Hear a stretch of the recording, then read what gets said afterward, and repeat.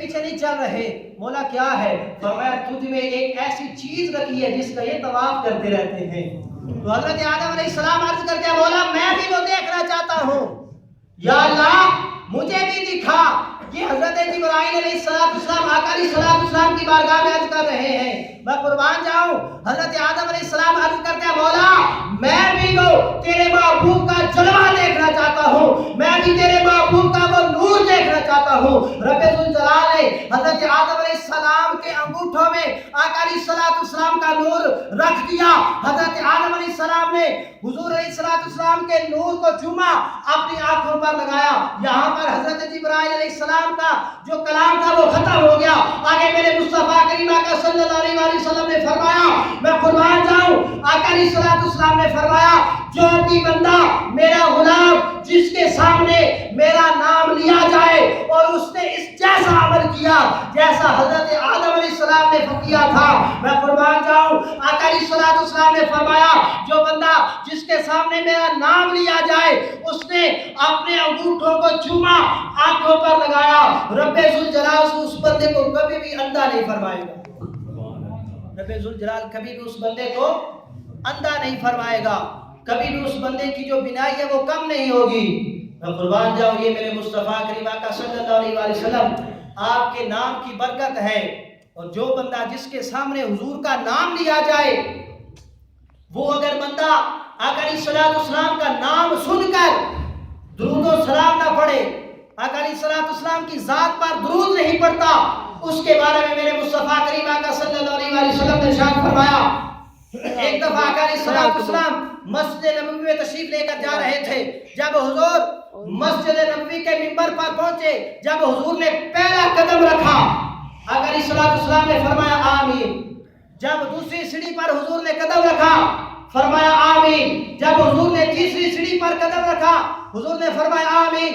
جب خطبے کے بعد صحابہ نے عرض کیا یا رسول اللہ صلی اللہ علیہ وسلم آج ہم نے عجیب معاملہ دیکھا ہے, یا رسول اللہ پہلے آپ آتے تھے جب مسجد نبوی کے منبر پر پاؤں رکھتے تھے یا رسول اللہ آپ آمین نہیں بولتے تھے, آج یا رسول اللہ آپ نے 3 مرتبہ آمین بولا ہے. میں قربان جاؤں میرے مصطفیٰ نے فرمایا ہے میرے پیارے صحابہ سن لو, جب میں مسجد نبوی میں آیا تھا اللہ نے جبرائیل علیہ السلام کو بھیجا, اے جبرائیل میرے محبوب کو یہ پیغام دے دو. میں قربان جاؤں صحابہ عرض کرتے ہیں یا رسول اللہ کون سا پیغام تھا؟ میں قربان جاؤں حضور نے فرمایا جب میں نے پہلی سیڑھی پر قدم رکھا حضرت جبرائیل علیہ السلام آگے عرض کرتے ہیں یا رسول اللہ یہ اللہ کا حکم ہے, یہ اللہ کا فرمان ہے کہ جس بندے نے اپنی زندگی کے اندر رمضان کو پایا اور روزے نہ رکھے اس بندے کی ناک خاک آلود ہو جائے. اس بندے کی جس بندے نے رمضان کو پایا اور اس کے روزے نہ رکھے فرمایا اس بندے کی جو ناک ہے وہ خاک آلود ہو جائے, وہ بندہ تباہ ہو جائے, برباد ہو جائے. حضور فرماتے ہیں آمین. پھر صحابہ نے عرض کی یا رسول اللہ دوسری بار جب قدم رکھا تو پھر آپ نے آمین فرمایا. میں قربان جاؤں میرے مصطفیٰ کریم آقا صلی اللہ علیہ وسلم نے فرمایا جب میں نے دوسری سیڑھی پر پاؤں رکھا رب ذوالجلال کا یہ حکم تھا, حضرت جبرائیل علیہ السلام لے کر آئے. میں قربان جاؤں سونے کون سا عمل تھا؟ میں قربان جاؤں حضور نے فرمایا اللہ نے یہ حضرت جبرائیل کو فرمایا جاؤ میرے مصطفیٰ کو یہ حکم دے کر آؤ کہ جس بندے نے اپنی زندگی کے اندر اپنے پورے والدین کو پایا اور ان کی خدمت کر کے اللہ کی جنت نہ حاصل کی فرمایا وہ بھی بندہ تباہ و برباد ہو جائے. حضور نے فرمایا آمین. یا رسول اللہ پھر تیسری پر کیا تھا؟ اب سنیے اس کا جواب ہے. جو لوگ اعتراض کرتے ہیں یہ انگوٹھے نہیں چومنے چاہیے, حضور پر درود نہیں پڑھنا چاہیے, آقا علیہ السلام کا نام آ جائے آپ درود کیوں پڑھتے ہیں؟ اب سنیے حضور کا یہ فرمان.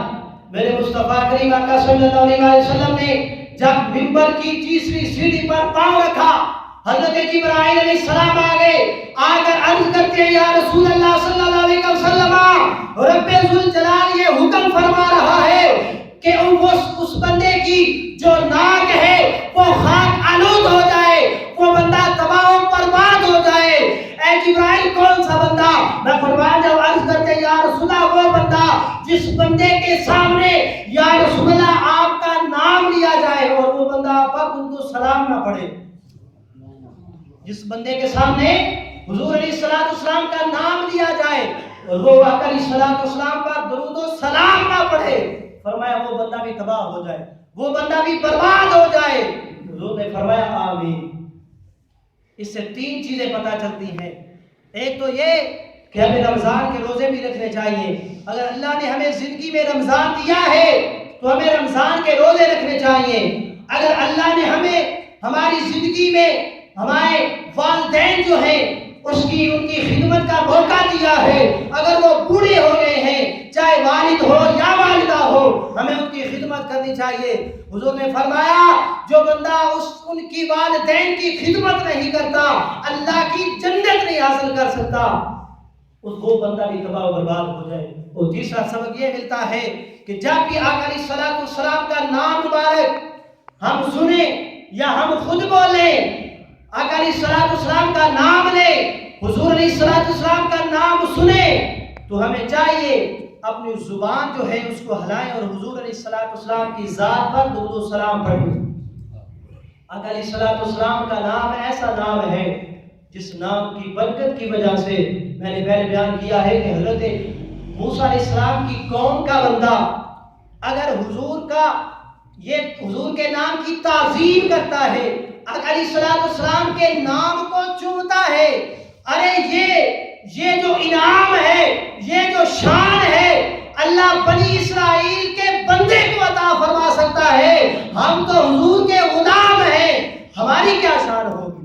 ہم تو آقا علیہ الصلوۃ والسلام کے امتی ہیں، حضور پر درود بھی پڑھتے ہیں، تو ہماری کیا شان ہوگی؟ اس لیے ہمیں چاہیے کہ آقا علیہ الصلوۃ والسلام آپ کے نام کی تعظیم کریں، حضور علیہ الصلوۃ والسلام کا نام جب بھی سنیں، جب بھی بولیں، ساتھ میں آقا علیہ الصلوۃ والسلام کا آپ پر درود و سلام پڑھیں۔ جب بھی کوئی علماء بیان فرما رہے ہو حضور علیہ الصلوۃ والسلام کا نام آ جائے، اور یہ ہم پر درود و سلام پڑھنا جو ہے یہ اللہ کا حکم ہے۔ درود و سلام پڑھنا اللہ رب العزت نے خود قرآن میں فرمایا ہے، ان اللہ و ملائکتہ یصلون علی النبی۔ اے اللہ یہ کام ہے درود و سلام پڑھنا، یہ تو خود خالق کائنات نے قرآن میں فرمایا ہے، اپنے فرشتوں کو فرمایا